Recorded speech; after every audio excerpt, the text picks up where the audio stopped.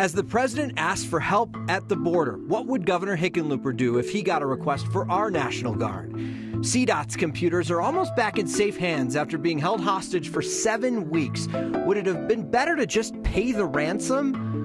They are required changes to Denver's bathrooms that you may have forgotten about and businesses may have too, as the deadline quickly creeps up. And the puck drops tonight in a series everyone expects the Avalanche to lose. I'll tell you why I'm clinging on to hope as we remember the first time this team made it to the playoffs. Next. We recently told you about a man extradited from Texas to Colorado because police believed it was Manuel Villa. Villa escaped from the Colorado Department of Corrections back in 1996. They thought they had arrested him last month in El Paso. Turns out the guy they had in custody was not him. He was fingerprinted recently, and his fingerprints did not match Villa's fingerprints. We are trying to figure out if they'll bring the wrongly accused man back to Texas now. Porter Adventist Hospital spoke with us for the first time since thousands of patients received letters saying they could be infected with hepatitis or HIV. The letters went out to 5,800 people who had orthopedic or spine surgeries from July 21st of 2016 to April 5th of this year. The Department of Health began investigating after an anonymous complaint in February. The hospital says during a spine surgery, a chip of bone was found on a medical instrument. That particular instrument was not used on the patient, but other instruments on the same tray were.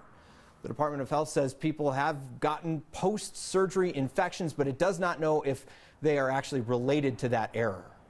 We have not been able to corroborate the data at this point to say, are those infections that we had already identified, are those infections that are new to us on our radar screen?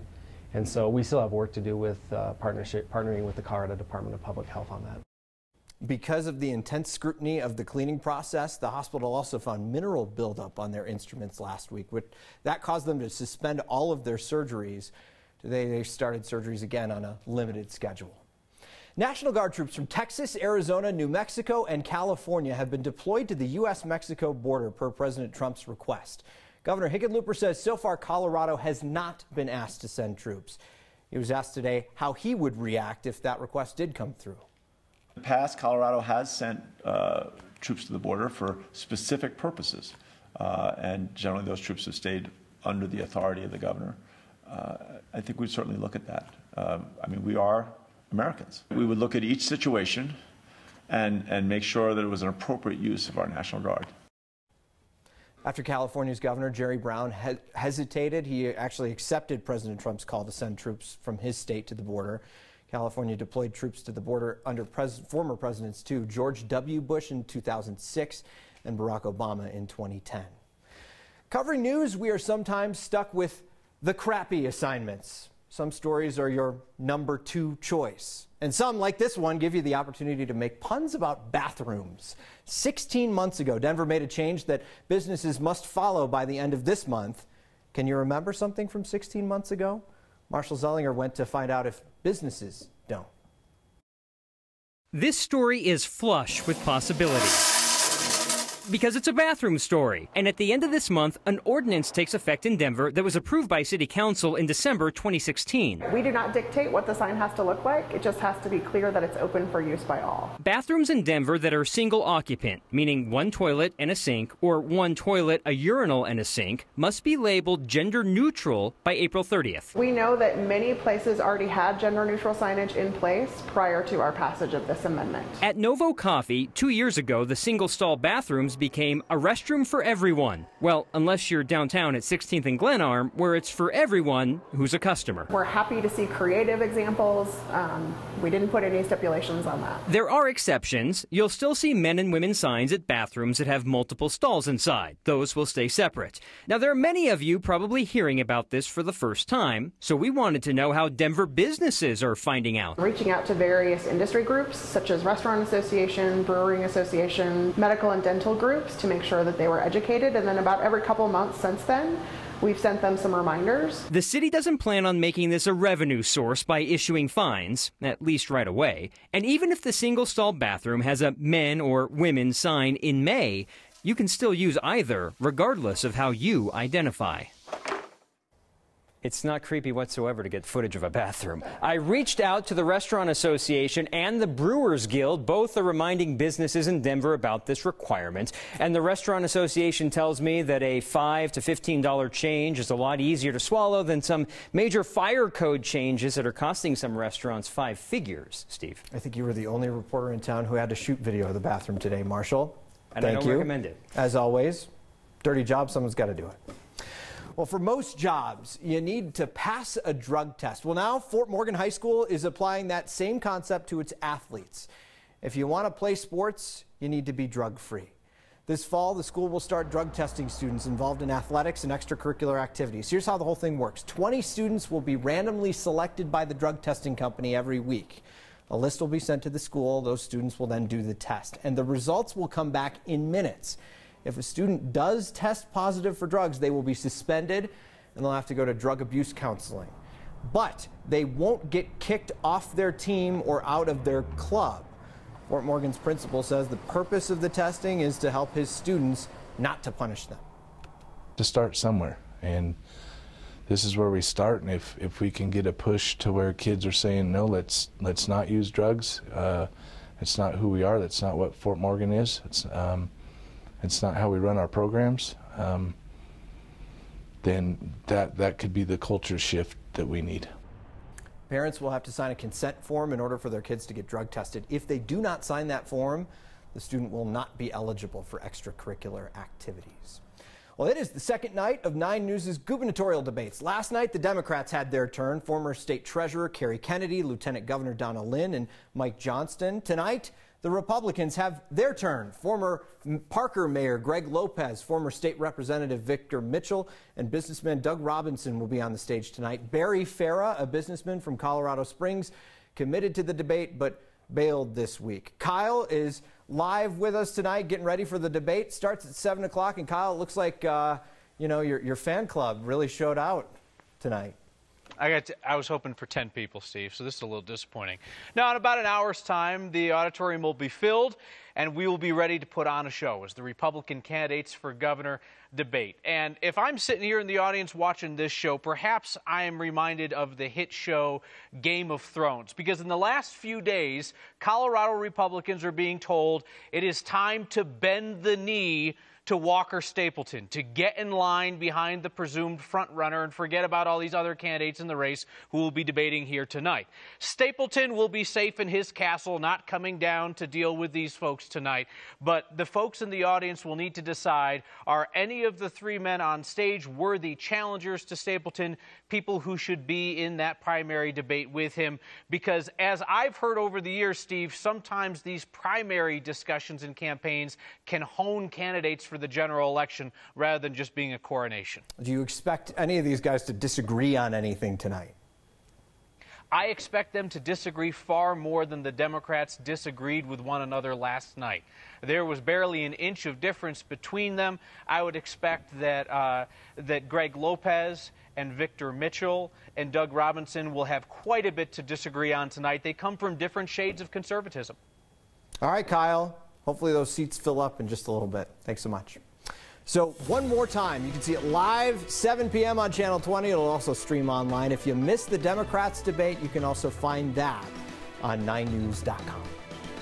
The governor's Office of Information Technology explains why the state didn't agree to get their system back after ransomware took it over 7 weeks ago. We hope you got outside in the past 2 days. Rain and snow are on the way. Blizzard conditions are expected in the northeast part of the state. Kathy's in with your forecast. And a group of kids in an elementary school in Edgewater have pen pals more than 9,000 miles away. What do you want to be when you grow up? Next.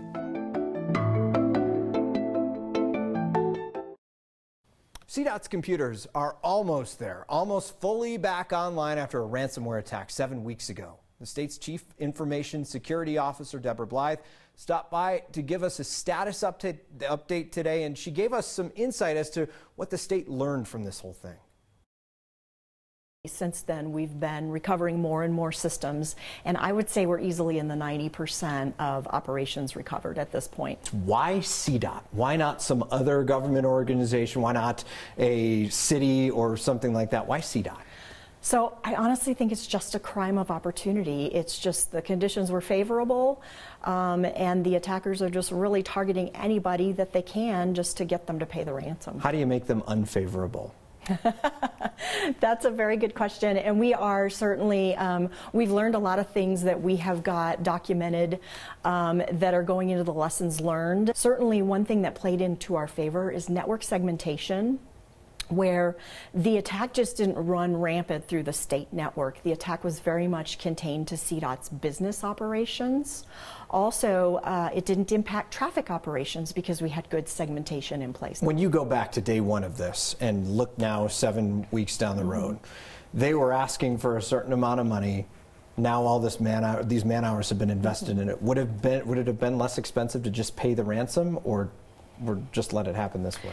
You know, I would say that it's probably always less expensive initially to just pay the ransom. However, things that I've learned is, number one, you're dealing with criminals. You might pay the ransom, you might not get the key to unencrypt the files.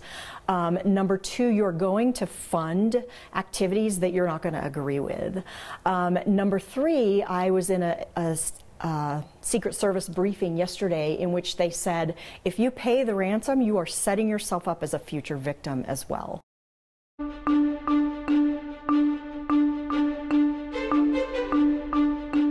Like I have to tell you, the winds of change are blowing outside tonight. I'm meteorologist Kathy Sabin. Close to 80 degrees in the city today.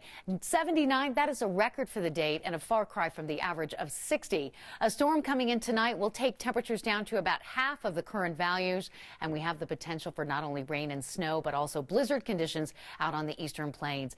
Gusty winds will continue to increase, especially east of us during the overnight period, and that is why we have a blizzard warning posted, along with high wind warnings for much of the Front Range and eastern plains, with gusts in excess of 65 miles per hour. Critical fire danger across much of the state tonight and for part of the day tomorrow. In these areas, not advising travel, with a blizzard warning out for whiteout conditions tomorrow. Sterling, Holyoke, and Julesburg. System rotates through quickly. Cold north winds on the backside will keep the snow going in the high country, where winter weather and travel advisories are in effect. Denver with rain and snow for most of the day tomorrow, but no accumulation. Windy, mild, and dry tonight, low 34. Tomorrow, rain, snow, high 42, windy and cold. We salvage it by the weekend, 52 on Saturday, mid-60s with sunshine on Sunday, and back to 75 on Monday afternoon.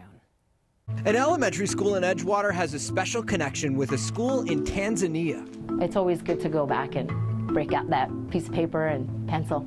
We throw it back to the first time the Colorado Avalanche made it to the playoffs way back in 1996. And we will highlight a police officer for doing the right thing. You know, like 99% of them do every day. Next.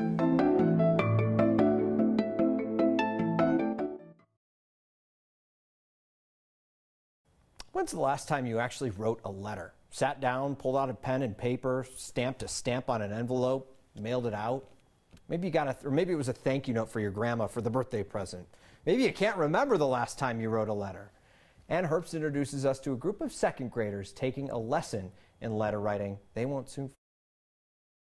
Dear Julian, my name is Michael. My name is Isabel. My name is Allie. Some say the art of letter writing is lost. What is your name? Not the second graders at Lumberg Elementary in Edgewater. Would you like to be a teacher? Are the letters here yet? Are the letters here yet? When are we going to get our letters from Africa? On my free time, I would like to fetch water. These words are from their pen pals in Tanzania. I live in Kilimanjaro. And they've got something in common with Yakira Gunello's class. Todos listos para revisar? Besides a passion for the pen. The students are learning both English and Spanish simultaneously. Your friend Allie. They speak a different language over there as well, and their students who are also learning English, so that connection for them was really big, of saying, you know, we're trying to learn English and they're trying to learn English too. Well, The spelling's not quite perfect. What is your favorite subject in school? cool. And the animals that their counterparts in Africa favor might be kind of site-specific. Favorite animal, zebra. Zebra, elephant. Favorite animal, a giraffe. They're alike in some ways, too. That she wants to be a doctor like me. Besides that, the letters are from a school that was started by the great-great-grandson of Harry Lumberg, Here is a picture of fish. the namesake of this school. I am 8 years old. I have 5 siblings. What do you want to be when you grow up? Through this lost art, Would like to be a doctor. these kids have found a lot. It's always good to go back and break out that piece of paper and pencil. For Next, this is Ann Herbst. All 3 second grade classes at Lumberg participated in the pen pal writing activity, and they're already coming up with what they'll tell their new friends next. Well, the puck drops in about an hour in what I would argue is one of the most exciting traditions in sports, the Stanley Cup playoffs. Game 1 between the Colorado Avalanche and Nashville Predators tonight in Nashville. Most of the predictions that I've seen have the Preds winning in 5 games of this 7-game series, but it's been done before. Nashville was in this same spot the Avs are in last season, and they made it all the way to the finals. So whatever happens, if you aren't a hockey fan, I would encourage you to watch. The playoffs are an incredible thing. The goals are much sweeter. The saves are worthy of a standing ovation. The hits are harder. The beards are fuller, except for this one. And the celebrations more intense. Playoff hockey is back in Colorado. Embrace it. Enjoy it. There is nothing quite like it. And for your Throwback Thursday, we thought we ought to take you back to 1996. The first year the Colorado Avalanche were in the playoffs. The first season the Avs were in Colorado. Patrick Waugh showed up to play goalie. Our producer Carrie's favorite player, Mike Ricci's locks, they were flowing back then. And we pulled this story out of the 9 News archive after the Avs clinched the playoffs that year. Fans were starting to buy playoff tickets, just happy their team made it. This is the first NHL playoffs I've waited for, so it's pretty exciting. Picked up by Sakic. He shoots and scores! Yeah, I love them. Sakic! It rules. It's cool because they're my favorite team, and like it's kind of cool because I finally get to go to a game, and this is kind of cool. I hope they win the Stanley Cup. That'd be kind of cool. It was kind of cool because they did go on to win the Stanley Cup that year. Go Avs. Honoring a first responder who is a good one because they're almost all good ones. And a sign that's actually from the 90s. A viewer was thinking ahead of the time. That's next.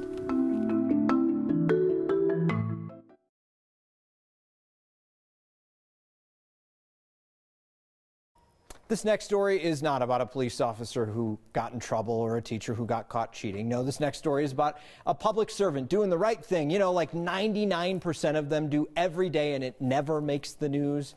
They are the good ones, and they are almost all good ones. A police officer in Craig, Colorado, named Tracy Mendoza received a life-saving award after saving a young woman's life late last month. Officer Mendoza was called to a medical emergency where he found the 21-year-old woman unresponsive. Turns out she was overdosing on heroin. He was able to give her Narcan, which reverses the effect of an opioid overdose. That young woman was able to recover after that overdose. Officer Mendoza got the award through the police department this week. It's a sign, and it's a good one for a Throwback Thursday, too. Fred Madden thinks he took this one in the mid-90s in Fort Collins off Harmony Road and LeMay Avenue when Home Depot put Builder Square out of business. It says now hiring and going out of business right next to each other. A bit ironic. Fred says it's an oldie but goodie. Dig through your closet, see if you have anything like that. So Brian wins the beard comments today. By the way, I'm growing a playoff beard. Send me pictures of your playoff beards if you're growing one. Brian says, quote, "I remember my first beard," which is pretty good. I'm still working on this, and I think there's a chance. Teams have done this before. Lowest seed, go to the finals. This beard could be looking great in a little bit. Go watch the game. We'll see you next time.